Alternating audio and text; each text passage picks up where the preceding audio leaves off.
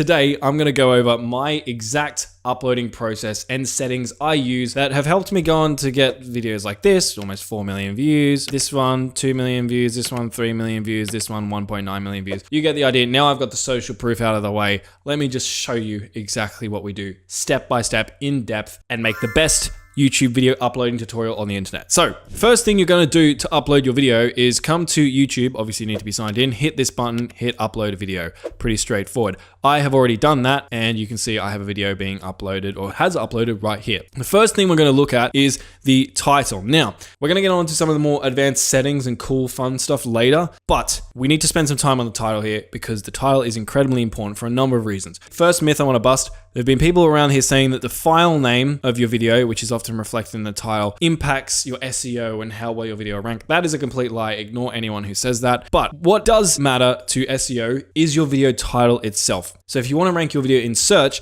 getting this right is the most impactful thing you can do. The thing is though, not every video is designed to get the majority of its views from YouTube search. So let me give you an example. Let's go this video that I showed you earlier.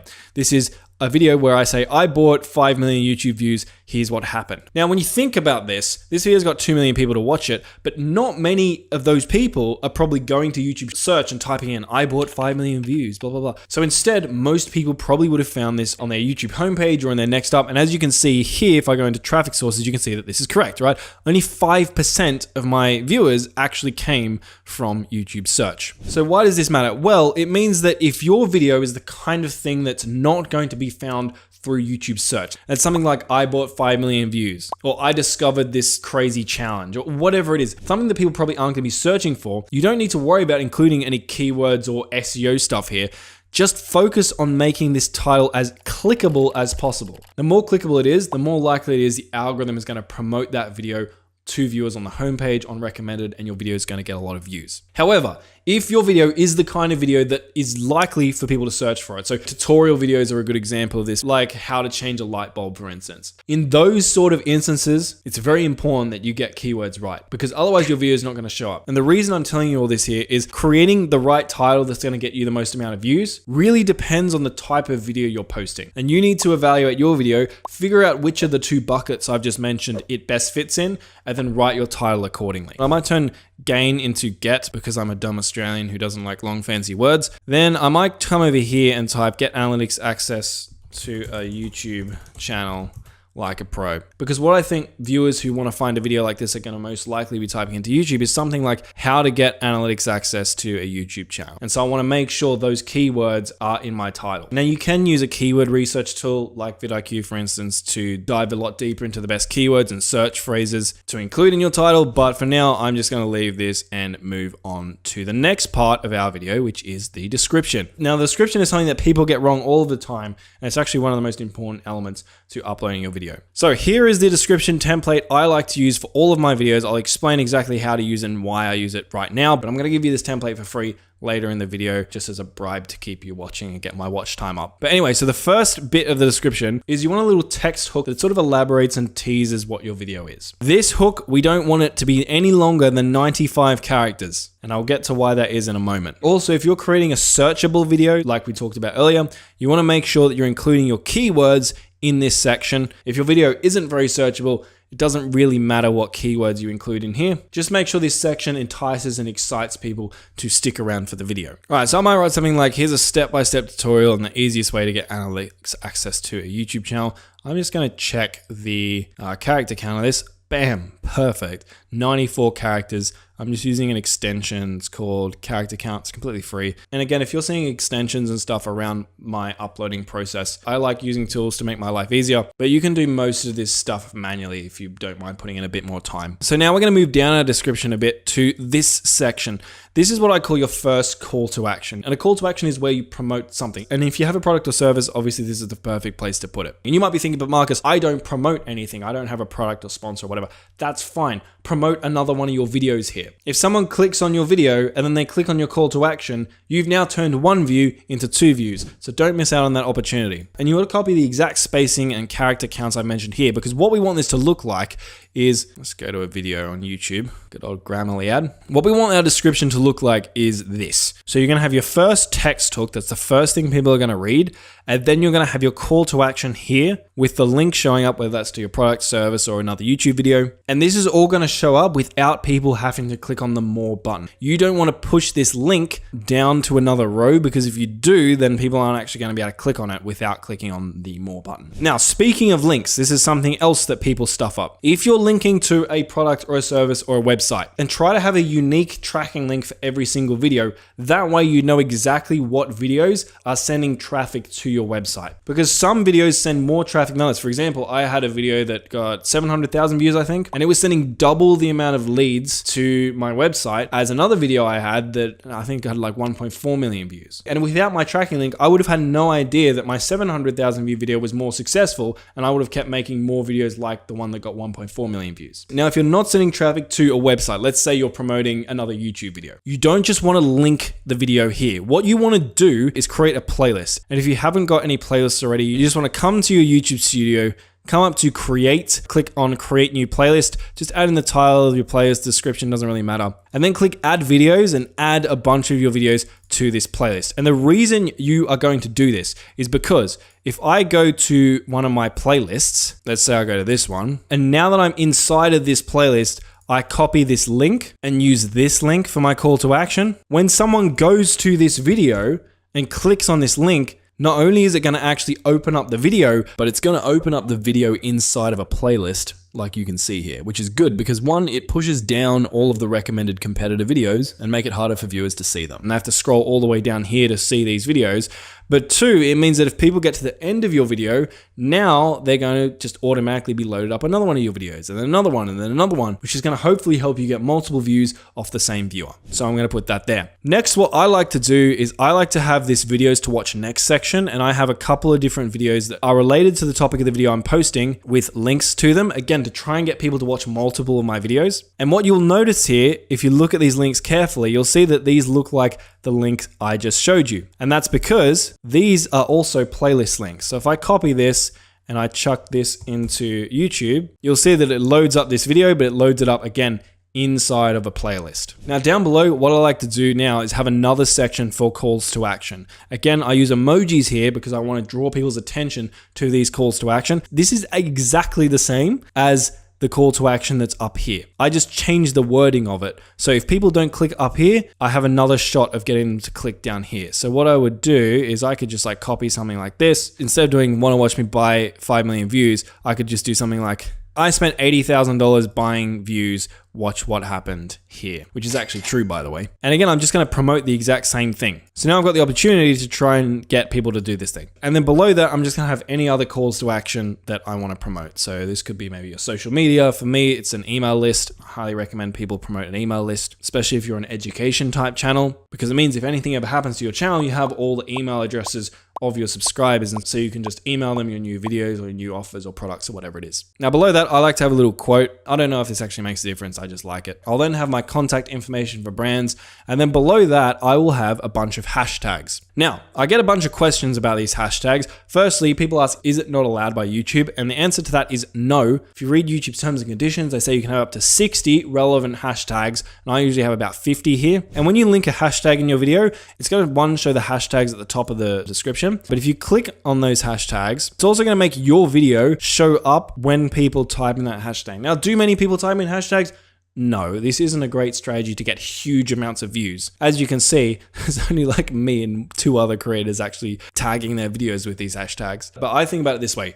It can't hurt. It's not going to make me get less views. And if your videos are all around a similar topic, I normally just copy and paste the same list of hashtags, but just be careful doing that if your videos are very different, because YouTube terms and conditions say you need to make sure your hashtags are actually relevant to the video that you're posting. Now, if we keep coming down, we end up in the custom thumbnail section. Now, quick note here, if you don't see this section, it's probably because you haven't verified your channel. So if you have a new channel, what you need to do is come into settings, then you want to go to channel, then you want to go to feature eligibility, and in here you can see this is a new channel, right? I'm not eligible for these other two features because I haven't verified my phone number. So you would just need to verify your phone number, and then you'd also need to verify a valid ID to get access to the last one. And that's going to allow you to do things like custom thumbnails, upload videos longer than 15 minutes, etc., etc. But anyway, back to thumbnails. We have upload a file, which can upload a singular file. You can auto-generate a thumbnail, which is usually horrendous. And you can test and compare, which is going to let you upload multiple thumbnails and test them against one another. Now, I do think the test and compare option is the one you should go with. I've heard people saying test and compare actually hurts your videos. I haven't found that, and a lot of my other YouTuber mates who are much smarter than me haven't found that either. So what I would do is you just come in, click on this, and then you upload multiple different thumbnails. So I might just upload this one, this one, this one. Now, what I will say is that I have been getting some interesting results from thumbnail test and compare. Let me show you what I mean. So if I come to my content, you can view how your thumbnails went later by coming down to the video that you added on, clicking on options and clicking on view, test and compare. I did test and compare, but with 3 of the exact same thumbnails. I did this across multiple videos. What you can see is that YouTube actually gave me very different results. It said that this thumbnail was the most successful with a 40% watch time share, and this thumbnail was the least successful with 27% watch time share, which is interesting because these 2 thumbnails are literally exactly the same. So right now, should you fully trust YouTube's test and compare feature? A friend of mine has actually talked to YouTube's developer team who created this feature, and even the developers who created this feature say that they think it's about 50% accurate, which probably means it's like 30% accurate. So long story short, don't take the results that you get from thumbnail test as gospel. Also, it's not a bad idea to run the thumbnail test multiple times to make sure that your winning thumbnail actually is a winning thumbnail. But overall, I still do use it right now, assuming all 3 of your thumbnail variations are actually good quality. All right, if we continue down, we now are at the playlists section. Here, you can just click in here and just select all playlists that are relevant to your video and just hit done. Coming down further, we are at the copper section. This is where you have to designate whether your video is made for kids or made not for kids. The way you want to think about this here is think about, is your video made specifically for kids? So think about something like Peppa Pig, right? The TV show. That TV show is made specifically for kids. So if you're uploading videos like that, then yes, the video is made for kids. On the other hand, if you're uploading videos that are akin to, say, Marvel movies, right? Marvel movies aren't made for kids, even though kids enjoy watching them. And if your video content allows for you to do this genuinely, selecting no is usually the option you want because it's going to give you a whole bunch of extra features that would be unavailable if you said your video is made for kids. All right, continuing on, age restriction. If your video is very explicit, then yes, you can restrict it to viewers over the age of 18. Most of the time, you don't have to worry about this. Also, video game violence and stuff doesn't really count. So I had gaming channels, for example, for 5 years, lots of killing and death and stuff like that, and I never had to restrict my video to over 18s, and I never had any problems. So continuing on, paid promotion. If you have sponsors or brand deals, you're supposed to check this box legally. Now, I'm not saying you shouldn't check this box, but I will say that a lot of big creators, and you guys have probably noticed this, don't check this box even when they are promoting things. So like, if you get this one wrong, it's probably not going to matter, but I guess you should try and be genuine about this. Now, if you do check this box, it's going to show a little banner at the beginning of your video that says this video includes paid promotion or something like that. Now, next we have YouTube's AI section. So basically, if you've created AI characters or footage that could be mistaken for real characters or footage, you're supposed to check yes here. So I'm just going to click no because I don't include that. Now, next one, we have automatic chapters. Chapters are those things where you can see the video play bar has been broken up into multiple different segments. Sounds like a really great idea, turning on allowing automatic chapters and key moments.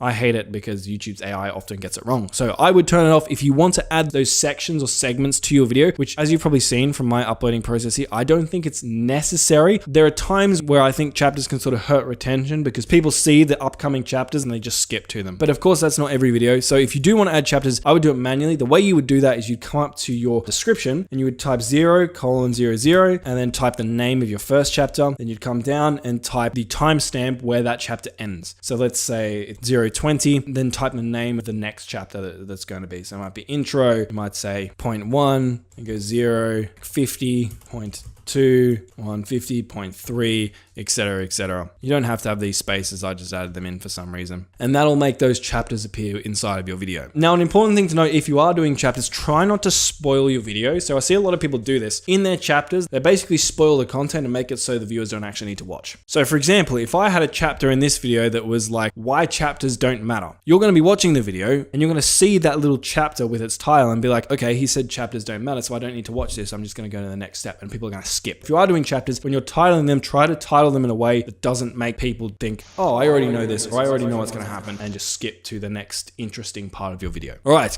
going back down, continuing on. Allow automatic places. We don't want YouTube to dox us, so let's take that off. Next, automatic concepts. Turn that off. You don't want that. Next, we have tags. Now, tags in 2024 and beyond basically don't matter. I do use tags. My rationale reasoning for that is the fact that YouTube has still included them means that they are somewhat relevant to some degree, but in my experience, the difference tags make is so minute that I put very little effort into this. I will basically just use a tool like vidIQ. I'll type in like one keyword, just copy all of the related keywords that show up and paste them in here in bulk. So it would literally take you like 20 or 30 seconds to do this, and I don't think you should even bother spending more than that amount of time on tags. All right, continuing down. Video language, you can select that here. Caption certification, leave that at none. Recording date, I don't know why they have this. Almost no one uses this feature, but I guess you can add the recording date of your video if you really want to. Now, license and distribution. If you select standard YouTube license, it means that people aren't supposed to take your video and re-upload it themselves. If you select Creative Commons attribution, it means that people can re-upload your video or re-upload parts of your video as long as they give you credit. Now, I like to leave it at Creative Commons attribution because I think, well, if someone wants to re-upload my video and credit me, it's like free promotion. It's free marketing for me. Why would I not want that? So most people have it as standard YouTube license because they don't want people to steal their content. I'm like, if you want to steal my content and promote me in it, fine, like go for it. Please be my guest. Cool. Next one is allow embedding. If you have this checked, it's going to allow people if they want to embed your video into their website. Same thing here. If people want to embed my video into their website, it's free marketing, free views for me. Of course you can do that. And the next one down here, this is a really interesting one. So publish to subscriptions feed and notify subscribers. Now, when you check this, it means when you post your video, it's going to end up in your viewers' subscriptions feed and notify any people who have the bell notification turned on. And you would think that you would want to leave this on. Here's why not. So if you post a variety of different types of videos, let's say you've been posting a bunch of Minecraft videos and then you go and post a guitar tutorial video. If you have your publish to subscriptions feed and notify subscribers checked, in the beginning, YouTube's going to be more likely to promote your guitar tutorial video to the viewers who watch your previous videos, who are interested in Minecraft, not guitar tutorials. And so those viewers don't click, they don't watch, and sometimes that can get the algorithm confused and it thinks, well, this is just a bad video. Maybe it's the best guitar tutorial in the world, it's just been promoted to the wrong audience. Sometimes YouTube doesn't seem to be smart enough to figure that out. So in my opinion, think about it like this. Would the viewers of your previous videos also really want to click on this video that you're about to publish? If the answer is yes, great, leave this on, publish it to subscriptions feed and notify your subscribers. If the answer is no, leave this off because you don't want YouTube to send your video to the wrong type of person who's not going to watch and is going to make it less likely that the algorithm will promote your video more in the future. Next, allow shorts remixing. This will just allow people to create shorts using your content in your video. Again, I like to allow this because free marketing. And if we come down to category, this is where you can select the category of your video. Now, if you select certain categories like gaming, for instance, it'll actually allow you to type in exactly what the game is that you're playing. In other categories, say like comedy, it doesn't require any sort of additional specification. So I would just go through here, select the category that makes most sense to you. And if there are any additional prompts that show up when you select your category, just fill them out to be as accurate as they can be in describing whatever type of content it is that you've made. So for this video, I might just go like education. This is going to be like a how-to video. It isn't part of any academic system, so I'm just going to go none. And here I would just type in whatever it is I help my viewers with. All right, continuing on, comments and ratings. I like to allow comments to be on. For comment moderation, I like to have it at basic as well. If you get a lot of hate comments and you can't handle them, you could put it at strict or hold all, and that will only allow comments to get approved to be published to your video. Basic's pretty good in my experience. And last, you can choose how you want to sort your comments by. Always leave this at top because that's how most videos on YouTube are sorted. And of course, you want to allow people to see how many people liked the video. Otherwise, people will think you're weird and you're hiding something. So now we've done all of that stuff, we can just hit next. If your channel is monetized, you can come here and click on, which will mean that your video is going to show ads. Now, if your video is over 8 minutes in length, you can actually insert mid-roll ads into your videos. So there's going to be ads that play not just at the beginning of your video, but during your video. But if you're at the point where you have 1,000 subscribers and 4,000 watch hours, which is how many you need to monetize, you probably already know how to do that. So I'm just going to keep going. Cool. Next is ad suitability. So basically, you just want to go through this questionnaire and just answer all of these questions as accurately as you can. So I might just have that.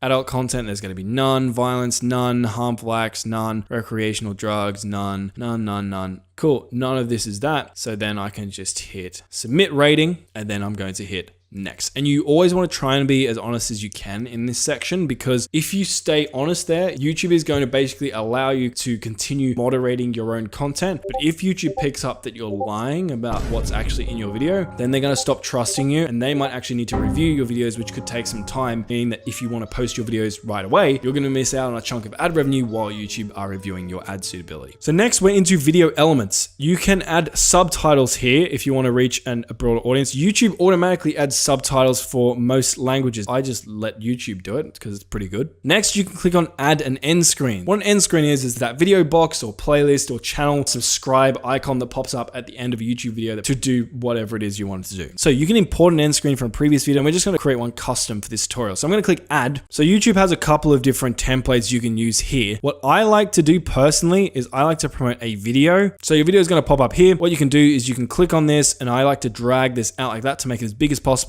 and chuck it right in the center of the screen. The reason I do this is the more elements you add onto the screen, the more what's called decision fatigue is induced. So when I was working in marketing for 4 years, what I learned was the more choices people have, the less likely it is that they're going to make any choice at all. So I like to just give people one big choice, which is the thing I want them to do, which is to watch another one of my videos so that I can turn that one viewer into 2 views. Now, the other thing I like to do is end screens by default are set to last about 20 seconds. 20 seconds, in my opinion, is way too long. It doesn't take people 20 seconds to decide on whether or not they want to watch your next video. So if you want to scroll to the end of your video to see how long it is, you have to like kind of drag your playhead off the screen like that, and then click on this little button and it'll like move it to the end of your video. So I can see that my video is 4 minutes and 47 seconds long. So I'm just going to drag this over to here, click on my playhead, and then I'm going to drag this down to, I say it was like 47 seconds. I think giving people about 7 seconds is enough time ideally. So I'm just going to chuck that there. The reason I don't have a hard and fast number here is because I usually like to, in my videos themselves, actively promote the end screen that pops up. So I'll say something like, hey, if you want to watch XYZ video, click on that video on screen right now. And depending on how long it takes me to say that call to action will depend on how long it is that I have this end screen show up for. So I'll basically just have this end screen show up at the point where I say there'll be a video on screen right now. So I'll just drag it to wherever that is. But roughly my end screens usually end up being about 5 to 10 seconds. Now, after you've selected your placement and how long you want the video to be for, you can select what kind of video you want to feature here. Now, if you have no idea, I would just select best for viewer and let YouTube choose what video to promote to your viewer. But if you do what I mentioned previously, where I actually have a baked in call to action in my video script where I'm like, hey, go check out the video on screen that's going to help you do XYZ, I like to come to choose a specific video and then choose the specific video that I am promoting in my outro for obvious reasons. So once you've done all of that, you can just hit save. And the last thing is cards. Basically, cards will show this little like icon at the top right hand corner of the video, but not many people click on or use cards nowadays. So vast majority of people, I don't think you need to use them. So we're just going to hit next here. Now it's going to show us a screen to see if we have any copyright issues in our video. So for me, I'm all good because this video has no copyright issues. So we're going to hit next. So what you're going to want to do is first save your video to unlisted. Now when you upload it to unlisted, it means no one will be able to see it unless you directly send them a link to the video. Let it sit for an hour or so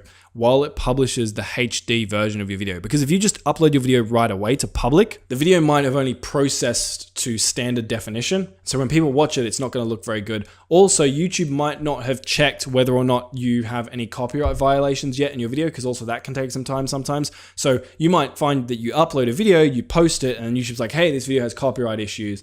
And at that point, you've posted it and it's too late. So upload it to unlisted until all of your copyright checks and your high definition version of your video is processed. Mine, you can see it already has down here from these icons, but a lot of longer videos might take some more time. Now, what I personally like to do is come down to schedule, and I like to schedule the video to go live at my peak time. So when most of my viewers are active. So that vidIQ extension I told you about that I've got installed tells me that my best times to post are between 12 and 2 a.m. So I could just select whatever day I want my video to go live on, and then I would select 12 a.m. so that it goes live at the beginning of my peak time. Now, if you don't have vidIQ installed, something you can do is you go to your YouTube channel, you go to YouTube Studio, then you're going to go to your analytics, then you're going to come to audience, the audience tab.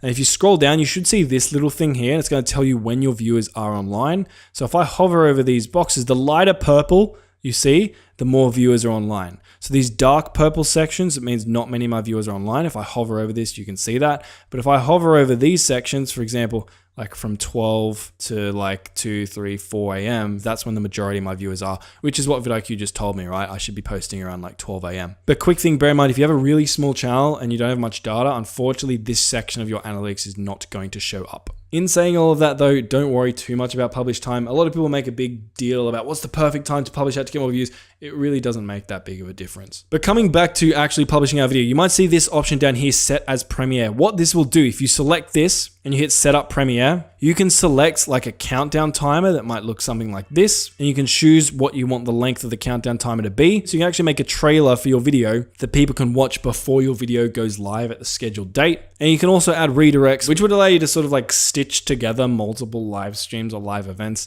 I never use this. But anyway, if you're creating a really big, massive, exciting video, I like to set it as a premiere to try and sort of build a bit of extra hype within your audience. If you don't really have an audience at the moment, then setting it as a premiere doesn't really matter. But I would say try not to do too many premieres, because if every single one of your videos is a premiere and you're uploading frequently, then eventually when you do premiere a video, people are just gonna be like, well, he always premieres. Like it's not really that special. So I try and be selective with this. So when people see me publish a video as a premiere, they're like, oh, this one's special. And so if you hit that, your video is gonna show up as scheduled like this, just sort of build hype for when the video is supposed to go live. And when the video does go live, there's gonna be like a live stream chat where viewers can interact, and you can interact with your viewers while everyone's watching it for the first time and cool stuff like that. And now all of this has been done, you just hit schedule, close this out, and you can see that the video has been scheduled like so. And if I go to my channel really quick, I need to do this really quick because I need to delete this premiere because it's gonna make my channel look stupid. Let's load it up. If I go to my homepage, here, you can see it right here. So you can see upcoming, how to get analytics access to a YouTube channel, blah, blah, blah.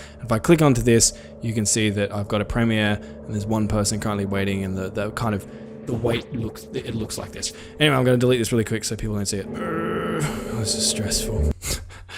A lot of people go through this and think that just by publishing their videos properly, it's going to help them get more views. It's actually more about, well, actually, I have a whole video on this, so I'm not going to get into this now because this video has already been super long. Video on screen. Go watch that video. Make sure you do all that stuff first, and then come back to this publishing guide. Then publish your video like I've just shown you here, and you're going to give it the best possible chance of getting more views. So go check out that video, and I'll see you on the next one. See ya.